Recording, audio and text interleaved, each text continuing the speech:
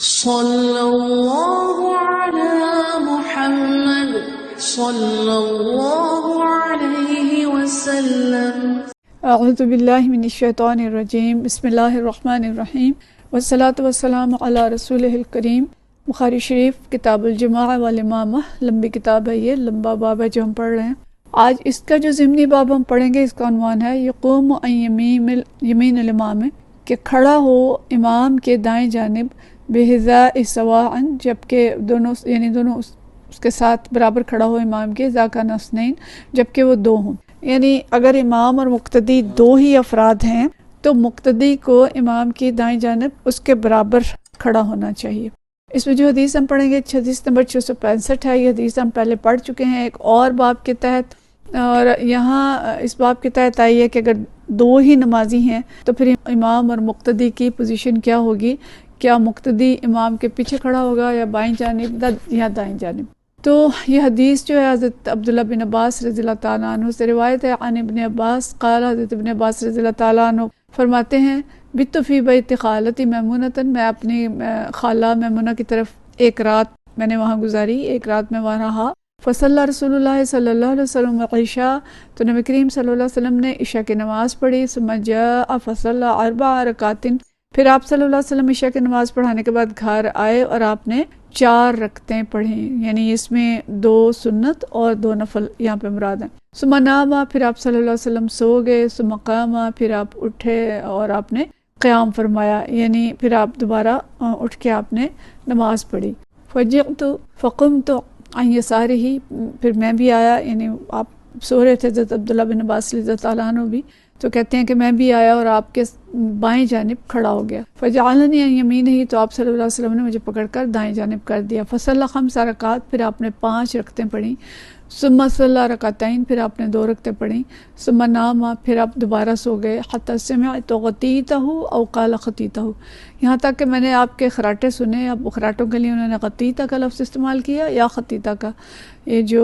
راوی ہیں وہ کہتے ہیں کہ مجھے اب یاد نہیں ہے کہ حضرت ابن عباس نے کون سا لفظ استعمال کیا۔ تو ثم خرج الی الصلاۃ، اور پھر نماز فجر کے لیے تشریف لے گئے۔ اچھا، پیچھے یہ حدیث جو تھی ہم نے ایک اور باب میں پڑھی تھی، لیکن یہاں پہ جو عنوان ہے وہ یہ ہے کہ جب 2 نمازی ہوں تو مقتدی جو ہے وہ امام کے دائیں جانب کھڑا ہو۔ تو اس میں آپ جو حضرت ابن عباس تھے وہ آ کے بائیں جانب کھڑے ہو گئے تھے، تو نبی کریم صلی اللہ علیہ وسلم نے پکڑ کے انہیں دائیں جانب کیا، اور اس کا مطلب یہ ہے کہ کھڑے ہو کے 2 نمازی ہیں اور ایک امامت کرا رہا ہے اور دوسرا مقتدی ہے، تو مقتدی جو ہے وہ امام کے دائیں جانب کھڑا ہوگا۔ اگلا باب جو ہے اس میں ہے اذا قام الرجل عن یسار الامام، کہ جب کوئی شخص آ کے امام کی دائیں جانب کھڑا ہو جائے، فحولہ الامام الی یمینہ، اور امام اس کو پکڑ کے گھما کے اپنی دائیں جانب کر دے، لم تفسد صلاتہما، دونوں کی نماز خراب نہیں ہوگی۔ وہی حدیث ہے، تھوڑے سے الفاظ کے فرق کے ساتھ، اور تھوڑا سا اس میں رکعات کا فرق ہے، زیادہ تفصیل بیان کر رہے ہیں حضرت ابن عباس۔ عن ابن عباس رضی اللہ تعالیٰ عنہ، حضرت ابن عباس رضی اللہ تعالیٰ عنہ فرماتے ہیں، قال نمت عند میمونۃ، کہ میں ایک رات اپنی خالہ میمونہ کی طرف سویا، والنبی صلی اللہ علیہ وسلم عندها تلک اللیلۃ، اور نبی کریم صلی اللہ علیہ وسلم اس رات ان کے پاس اسی گھر میں تھے، انہی کے پاس تھے۔ فتودع ثم قام یصلی، پھر آپ صلی اللہ علیہ وسلم نے وضو کیا، پھر اٹھ کے نماز پڑھی۔ فقمت علی یسارہ، میں بھی کھڑا ہو گیا آپ کے بائیں جانب۔ فاخذنی فجعلنی عن یمینہ، آپ نے مجھے پکڑا اور پکڑ کے اپنے دائیں جانب کر دیا۔ فصلی 13 رکعۃ، اور پھر آپ صلی اللہ علیہ وسلم نے 13 رکعتیں ادا کی۔ ثم نام، پھر آپ صلی اللہ علیہ وسلم سو گئے۔ حتی نفخ، یہاں تک کہ آپ خراٹے لینے لگے۔ وکان اذا نام نفخ، اور جب آپ صلی اللہ علیہ وسلم سوتے تھے تو خراٹے لیتے تھے۔ ثم اتاہ المؤذن، پھر مؤذن آیا، فخرج فصلی ولم تودع، پھر آپ صلی اللہ علیہ وسلم اٹھ گئے نماز پڑھنے کے لیے، باہر تشریف لے گئے اور وضو نہیں کیا۔ وقال عمرو فحدثت به بکیرا فقال حدثنی قریب بذلک، یہ اس کی ایک دوسری ترک، اس کا دوسرا ایک جو روایت ہے وہ بیان کرتے ہیں حضرت عمر جو ہیں۔ اچھا، اب یہ کسی اور رات کا بیان ہے جو حضرت عبداللہ بن عباس کر رہے ہیں۔ پچھلی رات جو انہوں نے بیان کی اس میں آپ صلی اللہ علیہ وسلم نے 4 رکعت پڑھی تھی، اور یہاں پہ آپ صلی اللہ علیہ وسلم نے 13 رکعتیں ادا کری۔ اچھا، وہ بیان یہ تھا کہ بس جب مقتدی ہے تو وہ دائیں جانب کھڑا ہوگا، اور یہاں پہ ایک اور باب تفصیل یہ ہے کہ اگر امام نے پکڑ کے دائیں جانب گھما کے کیا، ظاہر ہے جب وہ گھما کے پکڑ کے ان کو کیا ہے تو امام نے اپنا بازو سر کے اوپر سے کیا ہوگا، اوپر سے پکڑ کے انہیں دائیں جانب کیا، اور جو مقتدی ہیں بائیں جانب سے چل کے دائیں جانب آئے۔ گویا دونوں نے کافی حرکت کی، انہوں نے بازو کو حرکت دی، اور جو مقتدی ہیں وہ تو پورے چل کے آئے۔ تو اتنے سے حرکت سے یعنی اس کی اجازت ہے کہ اگر دو اشخاص نماز پڑھ رہے ہیں تو اس سے نماز ان کی فاسد نہیں ہوگی، اگرچہ مقتدی چل کے آئے گا۔ آگے جا کے ہم پڑھیں گے اور بھی جب نماز باجماعت کی تفصیل، تو اگر اس سے زیادہ لوگ ہو جاتے ہیں کہ کوئی اور آ گیا نماز پڑھنے والا، تیسرا شخص آ گیا ہے، تو وہ اس شخص کو جو دائیں جانب کھڑا اسے پکڑ کے پیچھے کھینچ لے گا، اور دو جو ہیں وہ امام کے پیچھے کھڑے ہو جائیں گے، تو کسی کی نماز جو ہے وہ خراب نہیں ہوگی۔ تب بھی اس کی تفصیل لمبی ہے، عمل کثیر اور عمل یعنی تھوڑا عمل ہے یا زیادہ عمل ہے، کس سے نماز خراب ہوتی ہے کس سے نہیں، یہ ایک الگ بحث ہے جو اپنے وقت پہ ہوگی، لیکن اتنا سا کرنے سے دونوں کی نماز جو ہے وہ خراب نہیں ہوگی۔ اچھا، اس کے بعد پچھلے اس میں یہ تھا کہ آپ صلی اللہ علیہ وسلم نے جو 5 رکعتیں پڑھی تھیں، اس میں تفصیل یہ آ رہی ہے کہ نبی کریم صلی اللہ علیہ وسلم نے رات کے آخری حصے میں جو پڑھی تھی وہ 2 رکعتیں تہجد کی اور 3 رکعتیں وتر کے پڑھی تھی، باقی نماز کا انہوں نے ذکر نہیں کیا تھا، اور دو سنت کا بعد میں انہوں نے ذکر کیا کہ جو پڑھی اور پڑھ کے پھر لیٹ گئے، اور پھر آپ صلی اللہ علیہ وسلم اس کے بعد مسجد گئے، اور یہاں پہ 13 رکعتوں کا ذکر آیا ہے۔ ان 13 رکعتوں میں جو ہیں وہ 8 رکعتیں نبی کریم صلی اللہ علیہ وسلم کی تہجد کی ہیں اور 3 وتر کی ہیں، اور بعض کہتے ہیں کہ 2 رکعت جو ہیں وہ فجر کے سنت ہیں۔ تو مختلف روایات ہیں یہ، تو مطلب یہ ہے کہ نبی کریم صلی اللہ علیہ وسلم کی اس رات کی انہوں نے جو نماز تھی وہ الگ بیان کی اور اس رات کی الگ بیان کی، لیکن عموماً ہمیں پتہ چلتا ہے کہ نبی کریم صلی اللہ علیہ وسلم تہجد میں 8 طویل رکعتیں پڑھا کرتے تھے، جس میں سورۃ البقرہ اور سورۃ آل عمران اور النساء اس طرح کی صورتیں پڑھتے تھے، اور سنت جو تھی وہ مختصر پڑھتے تھے۔ بہرحال اس کی تفصیل جو ہے تہجد کی نماز کی وہ الگ ہے، لیکن یہاں باب یہ ہے کہ اگر امام پکڑ کے دائیں جانب کر دیتا ہے تو دونوں کی نماز خراب نہیں ہوگی۔ اب یہی حدیث ایک اور باب کے تحت امام بخاری لائے ہیں، اور یہ ہمیں علماء اور محدثین اور فقہاء کی جو ذہنی اپروچ ہے اور ان کی جو سوچ کی وسعت ہے اس کا ہمیں پتہ چلتا ہے کہ ایک ہی حدیث سے یا ایک ہی طرح کی احادیث سے وہ کتنے زیادہ مسائل سمجھتے ہیں اور ان کو ہمارے لیے واضح کر کے لکھتے ہیں۔ یہاں جو باب لائے ہیں امام بخاری اس میں کہتے ہیں کہ اذا لم ینوی الامام ان یؤم، کہ جب امام نے ابتدا میں کسی کی امامت کی نیت نہ کی ہو، ثم جاء قوم فامہم، لیکن بعد میں کچھ لوگ آ جائیں تو وہ ان کی امامت کرا دیں۔ یعنی ایک شخص نے اکیلے ہی نماز شروع کی تھی اور اس کی یہ سوچ نہیں تھی کہ وہ کسی کی امامت کرائے گا، لیکن بعد میں کوئی شخص آیا اور اس کے دائیں جانب یا اس کی ایک سائڈ پہ آ کے کھڑا ہو گیا، تو اس کی اقتداء میں اس نے نماز پڑھنی شروع کر دی، تو کیا وہ پڑھا سکتا ہے؟ اور اسی طرح کوئی اور آ گیا، اس نے اس کو بھی پکڑ کے پیچھے کھینچ لیا، 2 ہو گئے، پھر ان کے بعد اور لوگ آ گئے، تو کیا وہ امامت کرا سکتا ہے؟ تو یہ حدیث وہی حدیث ہے حضرت ابن عباس سے، ان ابن عباس قال، حضرت ابن عباس رضی اللہ تعالیٰ عنہ فرماتے ہیں تو عند خالتی، اپنے خالہ کے گھر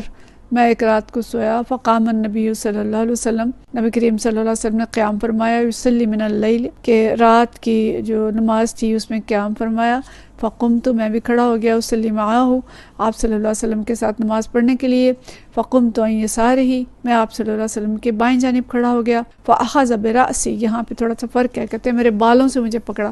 فاقامنی عن یمینہ، اور مجھے دائیں جانب کر دیا۔ اچھا، اب وہی حدیث ہے کہ کس طرح سے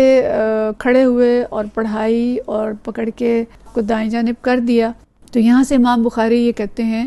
کہ اس حدیث سے معلوم یہ ہوتا ہے کہ نبی کریم صلی اللہ علیہ وسلم کا ارادہ نہیں تھا کہ حضرت ابن عباس کو بھی نماز پڑھائیں گے، کیونکہ حضرت ابن عباس اس وقت چھوٹے تھے، غالباً آتا ہے کہ 8-9 سال اس کے آگے پیچھے ان کی عمر تھی، اور وہ سو رہے تھے، تو آپ صلی اللہ علیہ وسلم کا خیال تھا کہ بچہ ہے سو گیا، وہ سوتا رہے اور میں اپنے طور پہ انفرادی طور پہ نفل پڑھ لوں گا۔ لیکن حضرت ابن عباس کا ہمیں پتہ ہے کہ حضرت عباس رضی اللہ تعالیٰ عنہ نے انہیں بھیجا ہی اس نیت سے تھا کہ آپ جائیں اور آج جا کے اپنی خالہ کے گھر رات رہیں، نبی کریم صلی اللہ علیہ وسلم وہاں ہوں گے تو جا کے ان کی نماز کا یا دیکھیں کہ کیسے رات گزارتے ہیں اور پھر آ کے بتائیں۔ یہ شوق تھا صحابہ کرام کا کہ وہ سنتوں کو جانتے تھے، اور پھر انہی سنتوں کو اپنانے کی کوشش کرتے تھے۔ تو حضرت عباس رضی اللہ تعالیٰ عنہ نے بھی خاص طور پہ حضرت عبداللہ بن عباس کو بھیجا تھا، اور ویسے بھی حضرت عبداللہ بن عباس کو وہ زیادہ تر نبی کریم صلی اللہ علیہ وسلم کے پاس بھیجا کرتے تھے کہ یہ آپ صلی اللہ علیہ وسلم کی آپ کے سائے میں پرورش پائیں اور آپ صلی اللہ علیہ وسلم سے دین سیکھیں۔ اور ہم اس کا نتیجہ دیکھتے ہیں کہ عبداللہ بن عباس رضی اللہ تعالیٰ عنہ بہت بڑے عالم بنے اور فقیہ بنے اور قرآن کے مفسر بنے۔ قرآن کا بہت بڑا حصہ ہے جس کی تفسیر جو حضرت عبداللہ بن عباس رضی اللہ تعالیٰ عنہ سے یعنی مروی ہے، جو انہوں نے تفسیر کی ہے، یعنی جو قرآن کے بڑے مفسرین ہیں صحابہ کرام، ان میں حضرت عبداللہ بن عباس رضی اللہ تعالیٰ عنہ کا نام سب سے بڑا یا بہت بڑا ہے۔ تو حضرت عبداللہ بن عباس اس وقت چھوٹے تھے، تو آپ صلی اللہ علیہ وسلم نے نیت نہیں کی تھی کہ انہیں نماز پڑھائیں گے، لیکن جب وہ اٹھ گئے اور ساتھ کھڑے ہو گئے تو اس وقت آپ صلی اللہ علیہ وسلم ان کے امام بن گئے اور ان کو نماز پڑھا دی۔ تو اس سے یہ پتہ چلا کہ یہ ضروری نہیں ہے کہ امام پہلے سے امامت کی نیت یا ارادہ کرے، لیکن اگر ایسا اتفاق ہو جاتا ہے کہ اس نے نماز تو اپنی ہی شروع کی تھی لیکن 7 لوگ اور آ گئے اور اس کے پیچھے پڑھنے لگ گئے، تو وہ امام بن سکتا ہے۔ ایسا بعض اوقات سفر میں ہو جاتا ہے، سفر میں کسی مسجد میں نماز پڑھ رہے ہوں اور کوئی آئے اور دائیں جانب کھڑا ہو جائے اور پیچھے کھڑا ہو جائے، تو اس میں یا کوئی اور بھی ایسی صورت ہو سکتی ہے، کوئی ایسا